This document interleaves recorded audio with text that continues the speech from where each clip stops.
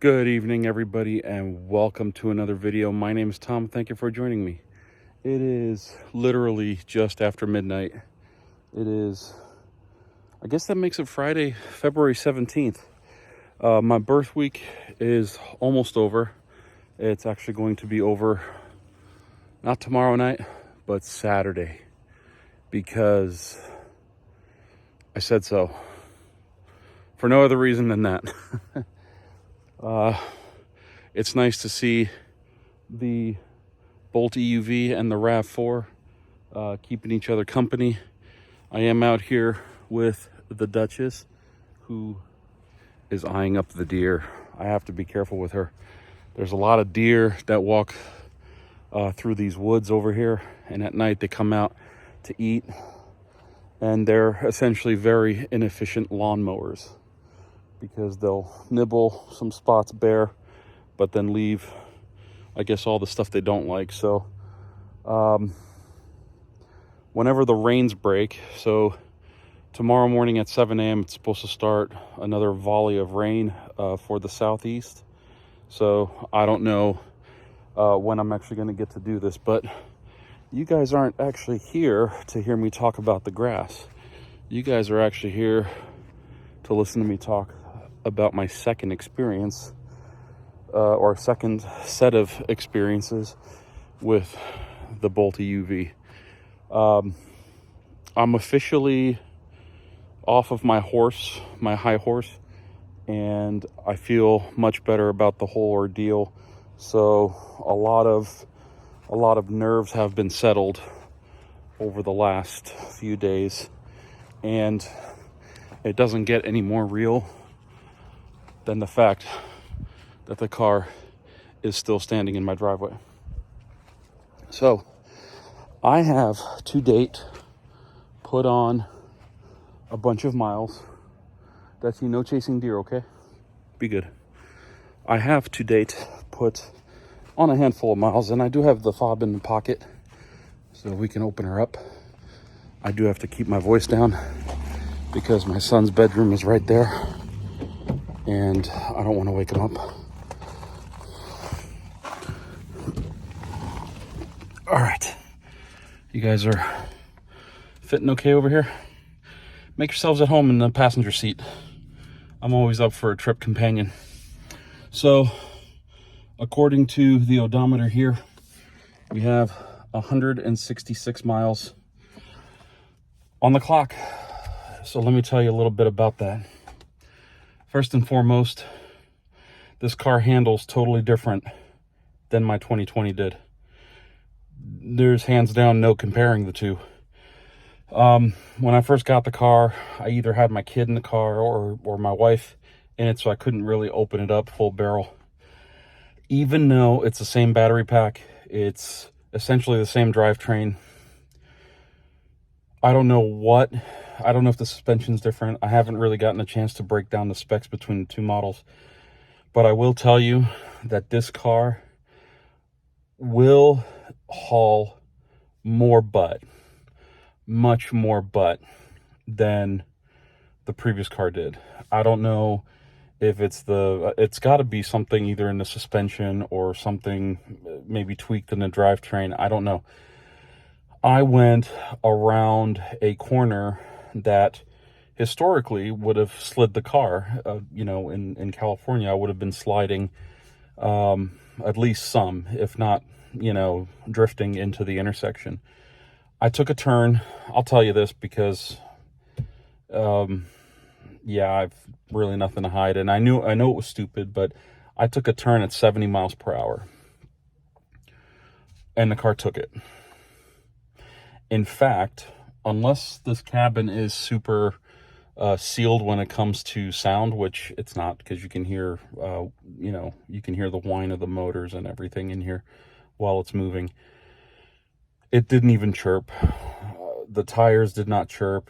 And as far as I can tell, the tires that are on this car are identical to the ones that are on the other car that I had, except for the fact that obviously those were, a year and a half in terms of their life.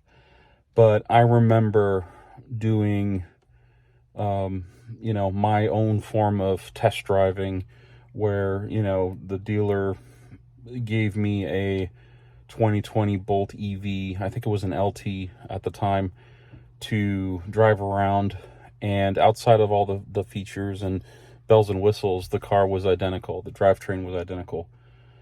I was sliding that car across every road, you know, into parking lots, doing full bend turns and just standing on the accelerator and seeing what the car would do. And it's not like I did it with the traction control off or anything. It was just, I don't know. There was something different. And I guess further research is going to have to be done on that, because today when I did that, I smiled and I was happy. I was thrilled to death, for two reasons. One, I didn't wreck myself, and two, I didn't wreck the car. It's a big deal, you know, when you wreck a car, especially one that's not even in your name yet. You gotta be careful. Anyway, I'm not going to do that anymore. Until the car's in my name, I'm not going to do stupidities with it. I have done full sends off the line, plus minus the same. Obviously downhill it moves fast, but uphill it's like it goes. But you can tell that there's like a 200 some odd horsepower hamster running in its squirrel cage underneath the hood. Be that as it is, I will mention that I've gotten used to the gear shifter, you know, this doohickey here. It's actually relatively easy to go by feel now. When I'm sitting in here full bore and my leg is in the right spot, because right now I'm kind of half in the car, but when I'm sitting in here, my knee is in this general area. So right around here, you know, this knee is probably right here. So looking down at this to try to figure out, you know, which to pull and where to push, it's actually easier to get some muscle memory together and, you know, figure out where what is. Too bad they couldn't just make, you know, some buttons up here or something, you know. It doesn't matter. It's neither here nor there. But I've finally gotten used to it, to pull up on reverse, to pull up on drive, and to push down on park. Also, I've gotten into the habit of applying the parking brake because I kind of like it. I don't like that little movement that happens after you let off the brake when you park the car, and it does the, oh my God, is it rolling? It's that second of movement after you think the car's parked that actually drives me nuts. So I make sure to pull the parking brake. I think, you know, if I remember correctly, I thought that the cup holders, you know, these two cup holders here, were over here in the old car. I can't remember. I'd have to look back at some of the videos, because I remember my knee being in the left cup holder, like above the left cup holder, and essentially forcing me to use the right cup holder. And I remember that was a major gripe. So having both of these cup holders right here, primo. I love it. Both my wife and I can have our drinks in here, and it actually works out, you know, really well for us here. After, I want to say 2 days of use, the screen actually, the film on the screen protector that I put on actually held up pretty well. It did its job. This guy unfortunately died. It's not dead. The battery is dead.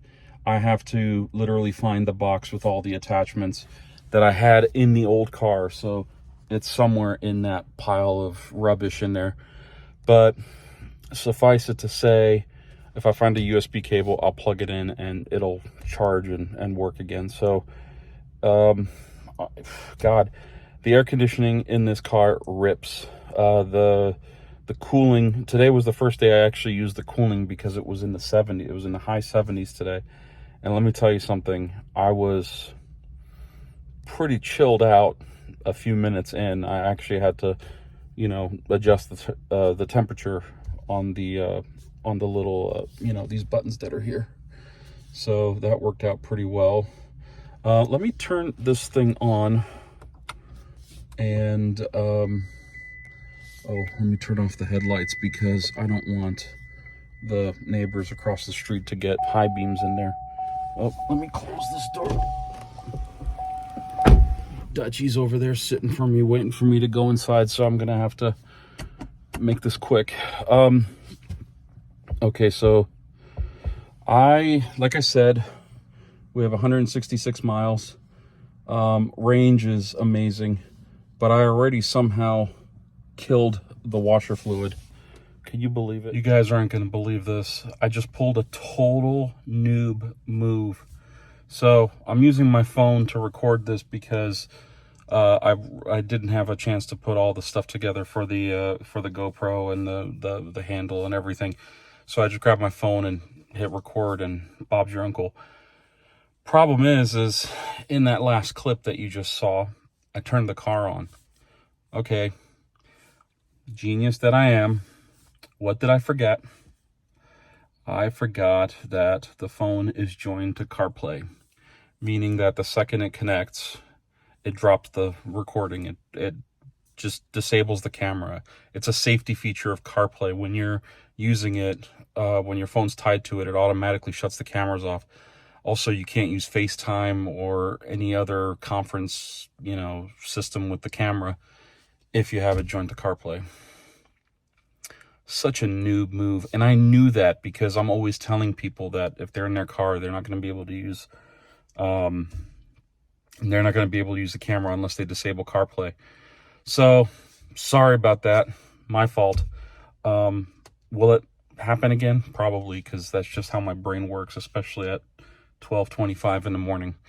So anyway, going back to this, I wanted to show you guys the efficiency and all that stuff, but I read it off. So my current efficiency is 3.0 miles per kilowatt hour flat and 166 miles on the odometer. So if you do the math, I don't know, let's see, 600 and let's say 160. What's 160 divided by 3? Quick, tell me. Whatever that is, you can figure that that's whatever that is, divided by multiply it by 0.013, which is 13 cents for the utility. This little guy right here, and you'll know exactly how much power I've consumed over the 166 miles or so, plus minus. The thing is, I have not gotten a chance to DC fast charge this car yet, which is going to change this weekend. It is a holiday weekend. I really always have historically loved my birthdays, my birth weeks, whatever, because of the fact that the Monday afterwards is a holiday. President's Day. Yeah, baby. Sometimes the party just needs to go on, doesn't it? Right on. Anyway, so I'll probably do a little bit better job at keeping track of the data. I was looking into some apps for EV data logging. Like when you go to charging stations or whatever, you put in your odometer, you put in some of the information, costs and whatnot. And I wanted to ask, do you guys have any recommendations for apps that you might use for your EVs? Because if so, I'd like to look into them. And I don't care if you have to pay a couple bucks for them, but they have to work on iOS because I'm a Mac guy. I've always been a Mac guy, and I always will be a Mac guy. With the exception of this third display here, because that's Android. But you won't find a Microsoft device in my house. So, wait, there is a PC laptop that's 18 years old in one of the last boxes that I'm going to take up to my office. And as far as I'm concerned, it's a doorstop. I don't even know why I still have it, but I did find it. It's an old HP Pavilion laptop. Wow. Those were the times, man. Anyway, back to the car. So, as far as energy consumption goes, I'm not expecting more than a couple bucks on my utility bill. This house does not have solar, and I really don't have any intention of getting solar here, for the sole reason that this area doesn't get much sun during the wintertime. And last summer we had cloudy days that span for days. We also have rainy days where it rains for sometimes 2 or 3 days, and then hurricane season comes and then we're still cloudy. So at best we would be producing very low numbers of energy, even though we'd be producing more kilowatt hours than this car would ever consume. Well, depending on the size of the installation. The cost of the entire installation is not worth it. It really wasn't worth it in California, except for the fact that, well, the utilities were a little bit more rude with their per kilowatt hour pricing. Some were higher than DC fast charging rates, depending on the season. And I know that since we moved in June of last year, of 2022, the rates went up, or they voted to increase the rates at some point. So thank God I'm not there anymore. But anyway, that's the quick down and dirty. The steering wheel is comfortable. The heated steering wheel works great in the morning. Love the remote start for the car from the app. Works really well. Seats get nice and toasty. It actually thaws the windows out in the morning when it's 7 o'clock in the morning, when it's still 20 some odd degrees outside. Works great. Then during the day, if we're in a store or something and we're in a checkout, I'll start the car and get the air conditioning rolling, which is what I did today. And primo. Cannot complain. I have not used the seat, the heater or the air conditioned seats, but my wife used the heated seats, and she said that it almost doubled up as a heating pad for her sore muscles, because she started running again after years and years of not running due to long COVID. But she's starting to recover, and she said that the seat felt wonderful. Me being as big as I am, I'm 6.5 feet tall. I weigh let's say 3.5, maybe a little bit more, maybe 355. Let me tell you something. I fit in this seat perfectly. The seat hugs me perfectly. I adjusted it obviously with lumbar and up and down and forward and back.